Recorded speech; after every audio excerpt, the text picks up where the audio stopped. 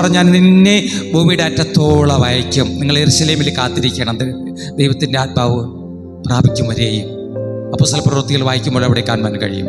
നിങ്ങൾ ഹല്ലേലൂയ, നിങ്ങൾ മേലിൽ നിന്നുള്ള ശക്തി ലഭിച്ചിട്ട് നിങ്ങൾ ലോകത്തിൻ്റെ അറ്റത്തോളം കടന്നു പോകണം. എനിക്ക് സാക്ഷിയായി തീരണം. അതിന് സാക്ഷിയായി തീരണമെങ്കിൽ ദൈവത്തിൻ്റെ ആത്മാവ് പ്രാപിച്ചാലേ കടന്നു പോകാൻ സാധിക്കത്തുള്ളൂ. അല്ലാതെ ആരായിരുന്നാലും പരിശുദ്ധാത്മാവ് നിങ്ങളുടെ മേൽ വരുമ്പോൾ നിങ്ങൾ ശക്തി ലഭിച്ചിട്ട് യെരൂശലേമിലും യഹൂദയിലും എല്ലായിടത്തും എന്റെ സാക്ഷികൾ ആയിത്തീരും. ശമര്യയിലും ഭൂമിയുടെ അറ്റത്തോളം എന്റെ സാക്ഷികളായി തീരും. സാക്ഷിയായി തീരണമെങ്കിൽ ദൈവത്തിൻ്റെ ആത്മാവ്, ആമേൻ, നമ്മൾ ചെന്ന് ആമേൻ ഒരു രോഗിയെ സൗഖ്യമാക്കണമെങ്കിൽ ദൈവത്തിൻ്റെ ആത്മാവ് പ്രാപിച്ചിരിക്കണം.